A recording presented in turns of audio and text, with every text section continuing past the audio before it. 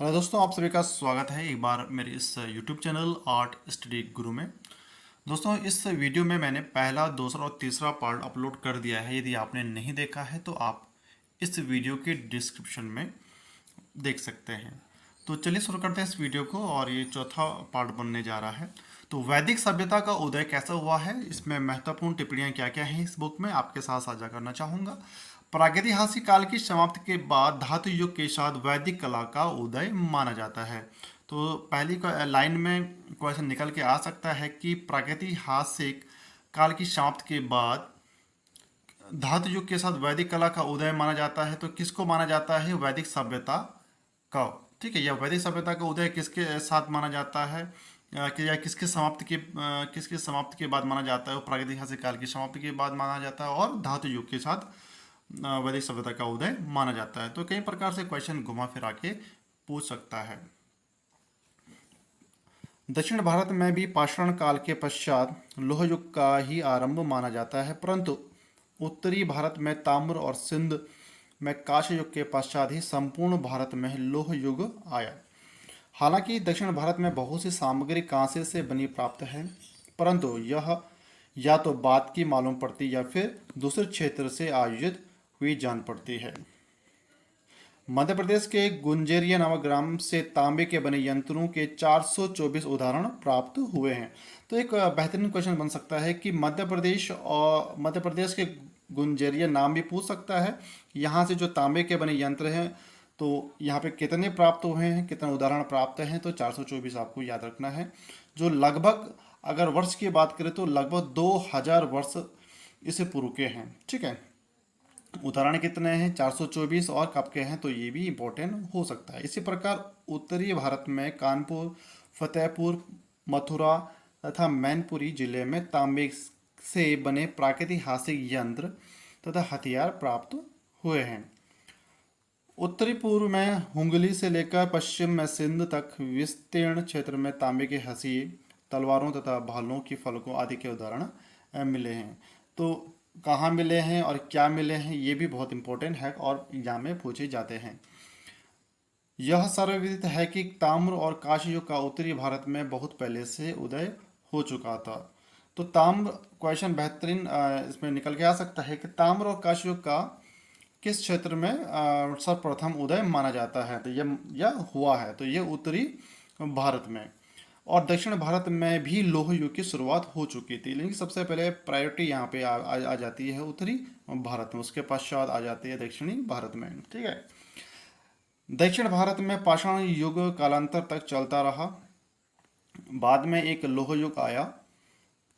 अथर्ववेद जो कि समय काल दिया गया है 25 ईसा पूर्व में, भी ऐसे प्रमाण मिलते हैं जिनसे उत्तरी भारत में लोह का प्रयोग सिद्ध होता है। तो यहाँ पे अथर्ववेद ने भी उत्तरी भारत में लोह युग सिद्ध बता दिया है। दूसरी तरफ ग्रीक इतिहासकार हेरोडोटस, यानी कि यहाँ पे क्वेश्चन कई बार जीके में पूछा जाता है, वनडे एग्जाम में भी पूछा जाता है, ग्रुप से के एग्जाम में पूछा जाता है। ग्रीक इतिहासकार कौन है? हेरोडोटस। तो ये भी आपको याद रखना है। इनके लेखों से भी पता चलता है कि फारस के सम्राट एक सराएक्स की अध्यक्षता में 400 ईसा पूर्व में जो भारतीय सेना ने यूनान के विरुद्ध लड़ाई लड़ी, उसमें लोहे के फलकों से युक्त तीरों का प्रयोग हुआ था।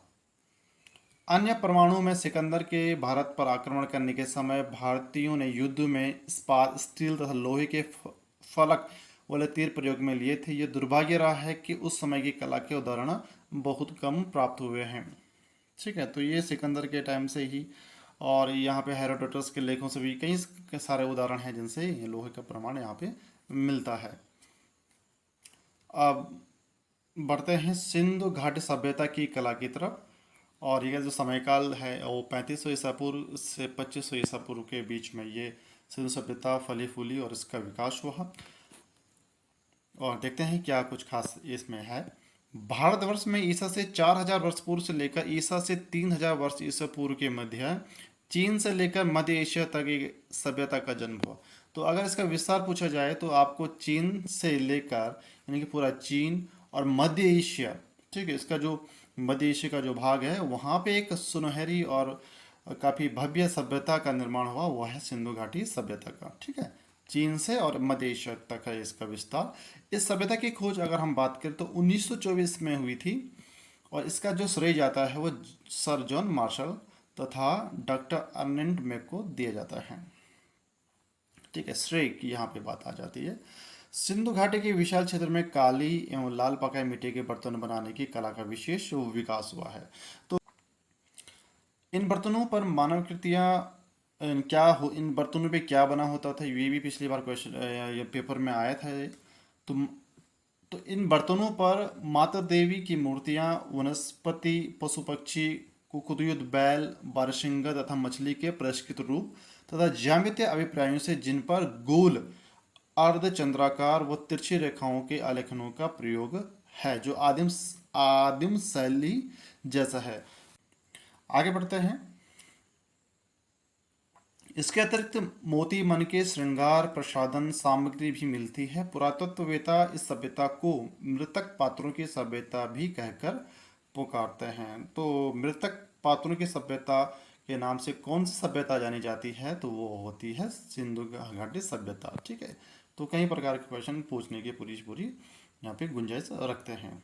तो कॉन्सेप्ट आपका क्लियर हो तो आप कोई भी क्वेश्चन का जवाब आसानी से दे सकते हैं। इस प्रकार की सामग्री अगर हम बात करें तो यहाँ पे भारत तथा पाकिस्तान में मोहनजोदड़ो, हड़प्पा, कुली, मेही, लोथल, झोकर तथा झागर, चंदुदड़ो, अमरी, नंदरानाल, झोब नामक स्थानों पर उत्खनन के पश्चात ये प्राप्त हुई है। यूँ तो प्रसिद्ध पुरातत्वविद श्री कनिंगम ने सन 1878 ईस्वी में हड़प्पा टीले की खोज की थी। तो हड़प्पा टीले की खोज पूछा जाए तो श्री कनिंगम कब, 1878। काफ़ी महत्वपूर्ण नाम और तिथियां हैं।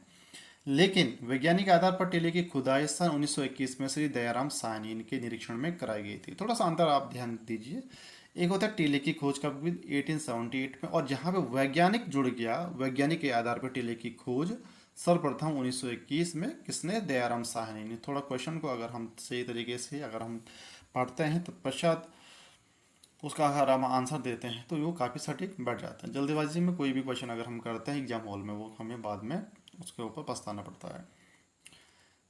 तो 1921 में वैज्ञानिक आधार पर श्री दयाराम साहनी ने की थी कि ठीक है, के निरीक्षण में कराई गई थी। तो यहाँ पे निरीक्षण में कराई गई थी।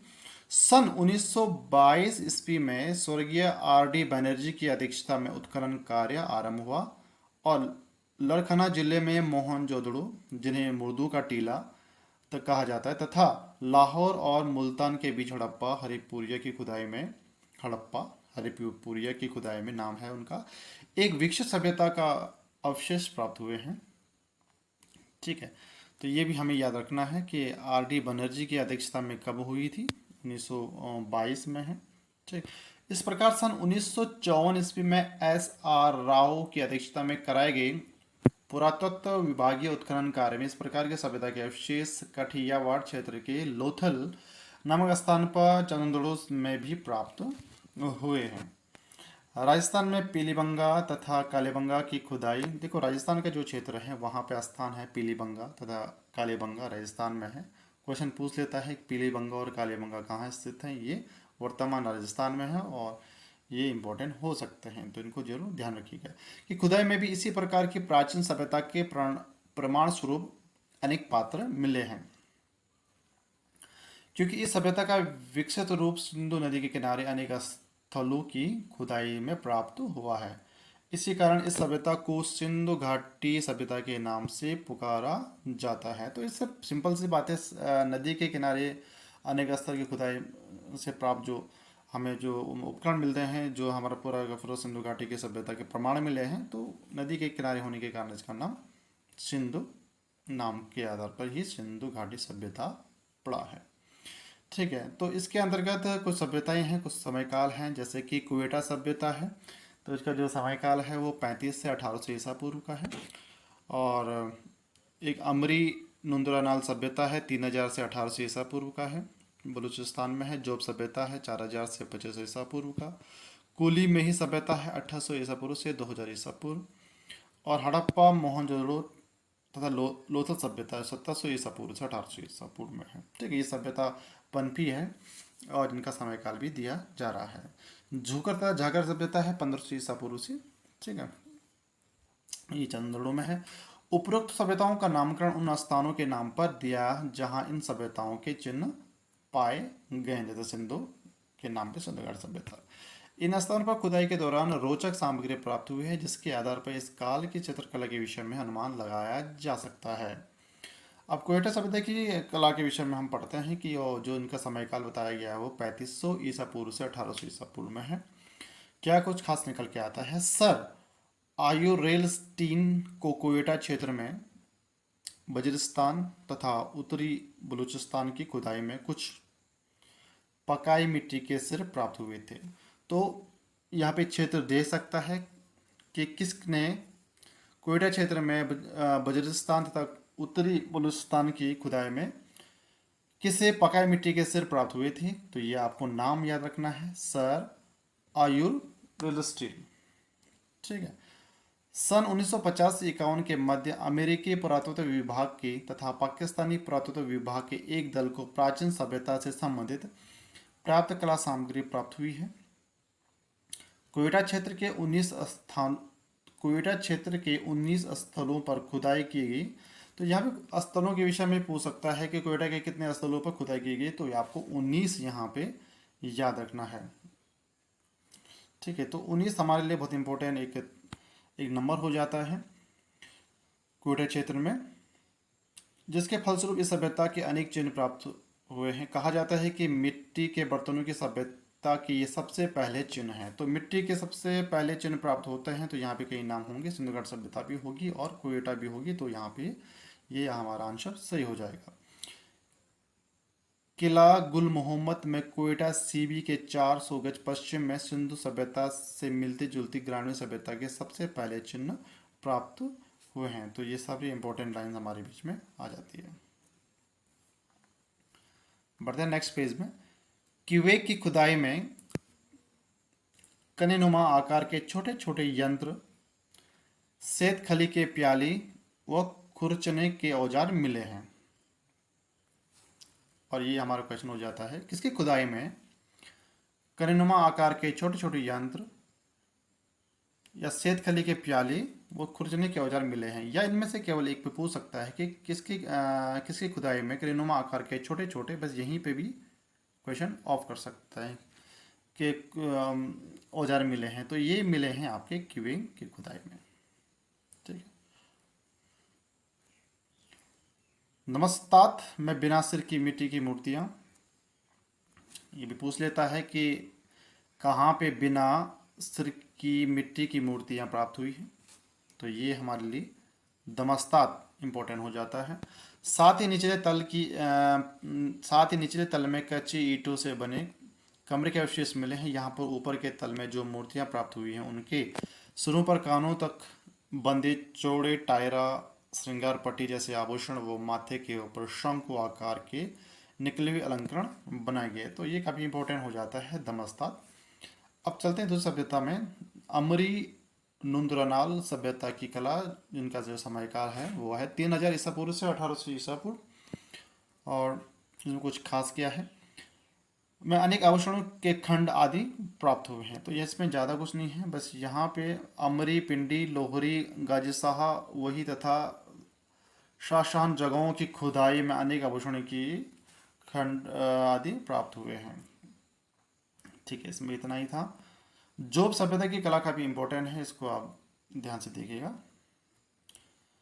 जोब सभ्यता की कला है 4000 ईसा पूर्व से 2500 ईसा पूर्व, और जो है बलूचिस्तान में स्थित है, जो कि उत्तर में जोब नदी की घाटी में। तो ये जो नाम पड़ा है वो जोब नदी की वजह से पड़ा है।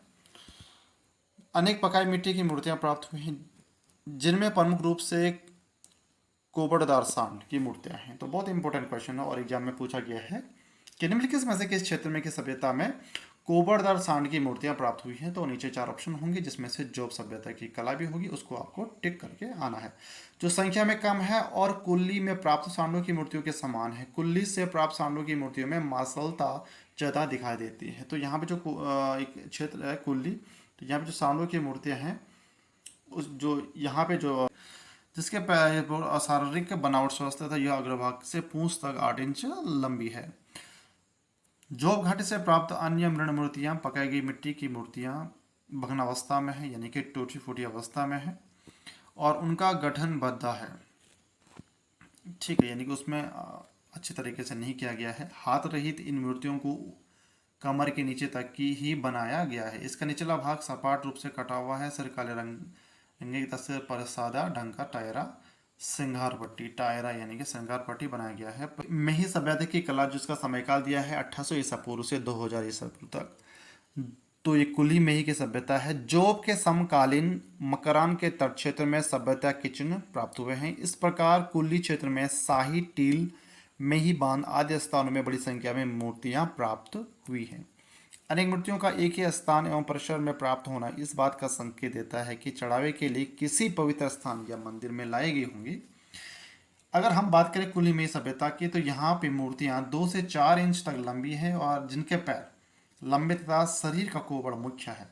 शरीर का गठन तो स्वस्थ सा लगता है। तो अगर यहाँ पे साइज की बात की तो ये साइज आपका बन जाता है 2 से 4 इंच का लंबा तक लंबी, जिनके पैर लंबे तथा शरीर का कोबड़ मुख्य रूप से शरीर का गठन तो स्वस्थ सा लगता है। ये विशेषता रही है कुल्ली में ही सभ्यता की कला का, जिसका समय काल रहा है 1800 ईसा पूर्व से 2000 ईसा पूर्व तक।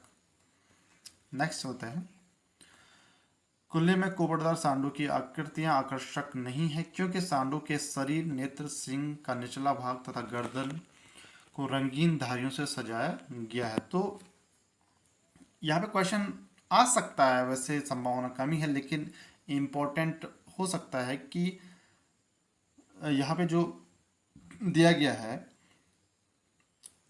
सांडों के शरीर, नेत्र, सिंह का निचला भाग तथा गर्दन को रंगीन धारियों से कहाँ पे सजाया गया है, तो ये किस सभ्यता में सजाया गया है, तो ये कुली में सभ्यता की कला में ये विशेषता है। तो ये आपका वहाँ ऑप्शन टिक हो जाएगा।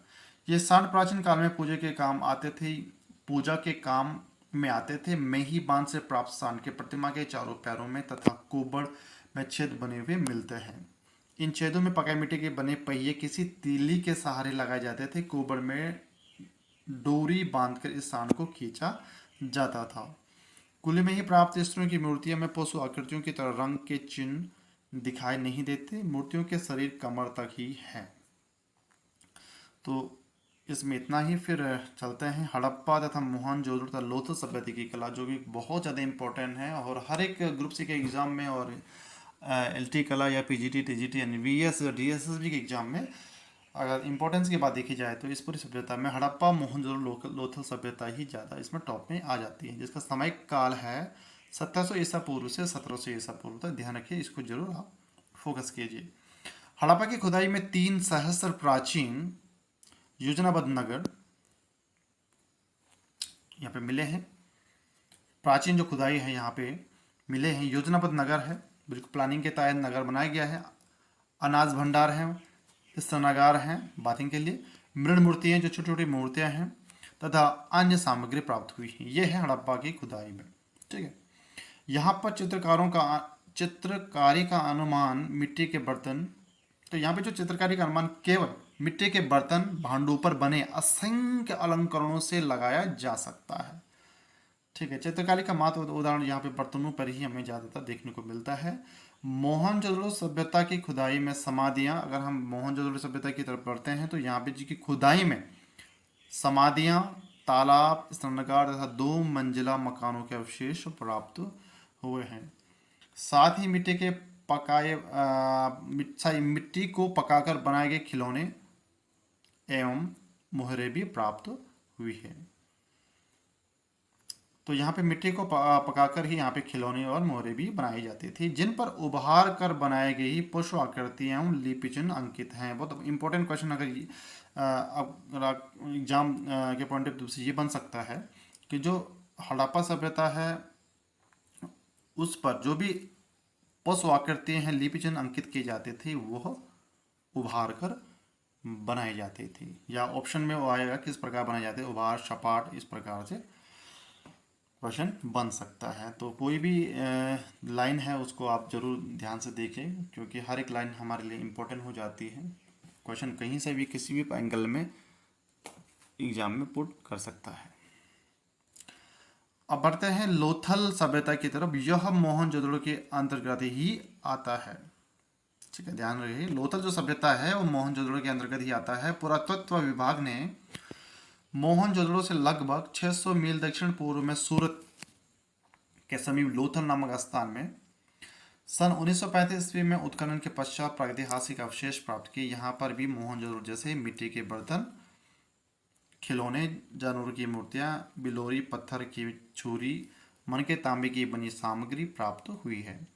यहाँ पर तांबे का बना हुआ एक हंस भी प्राप्त हुआ है। तो यहाँ पे बहुत सारे क्वेश्चन हमारे सामने जो एग्जाम के पॉइंट ऑफ व्यू से हैं।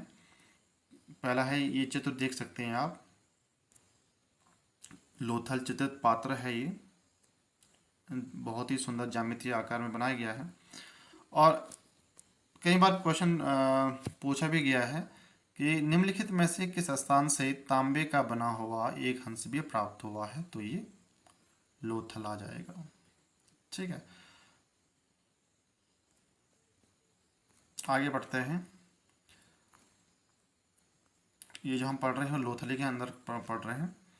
आखेटिय जीवन को काले व गेरू रंग से उतारा है। तो लोथल में जो आखेटिय जीवन है वो मुख्य रूप से किस रंग से उतारा गया है। तो यह है काले व गेरू रंग से उतारा है। तो इसको भी आप नोट डाउन कीजिए। यहाँ उसने आकृतियों के रेखीय प्रभाव को उतारने की अविश्वसनीय दक्षता प्रदर्शित की है।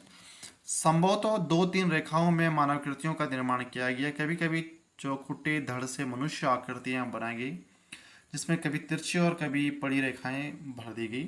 चित्रों में रेखा या सीमा रेखा की प्रधानता है। तो लोथल में चित्रों में किस प्रकार की रेखा की प्रधानता है। तो यहाँ पे चित्रों में रेखा या सीमा रेखा की प्रधानता यहाँ पे रही है। तो यहाँ पे ज्यामिति पूछ सकता है, रंग पूछ सकता है। तो इस प्रकार से आपका जो प्रधानता रही है वो लोथल में चित्रों में क्या है, वो रेखा या सीमा रेखा की यहाँ पे ज़्यादातर प्रधानता रही है। इस कारण इनको रेखा चित्र मानना संगत है। तो बहुत बेहतरीन क्वेश्चन इन्हें निकल के आ रहा है, रेखा चित्र मानना संगत है, यानी कि इस क्वेश्चन को पुट कर सकता है। लोथल सभ्यता को निम्नलिखित में से लोथल सभ्यता के जो यहाँ चित्र हैं तो किस निम्नलिखित में से प्रधानता या किस मुख्य रूप से माना जाता है। तो रेखा चित्र मानना वहाँ पे संगत है। तो यानी कि रेखा चित्र वहाँ पे प्रमुखता आ रही है। तो ये आपको टिक करना है। रूप की सृष्टि के लिए मोटाई व छाया हेतु लहरदार रेखाओं का यत्र तत्र प्रयोग किया गया है। और एक सभ्यता हमारे सामने है, छठवीं सभ्यता झूकर तथा जागर सभ्यता 1500 ईस्वी पूर्व चानंदोड़ो में।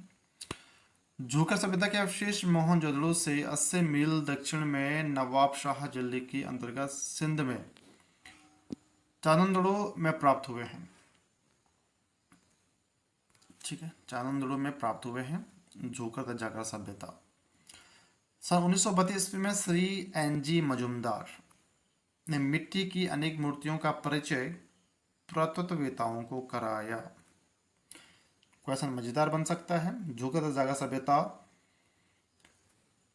की अनेक मूर्तियों का परिचय सर्वप्रथम किसने दिया, किस पुरातत्ववेता ने किया। तो वो है श्री एन.जी. मजूमदार। कहाँ की झूकर तथा जागर सभ्यता का परिचय दिया और कब दिया गया, 1932 ईस्वी में।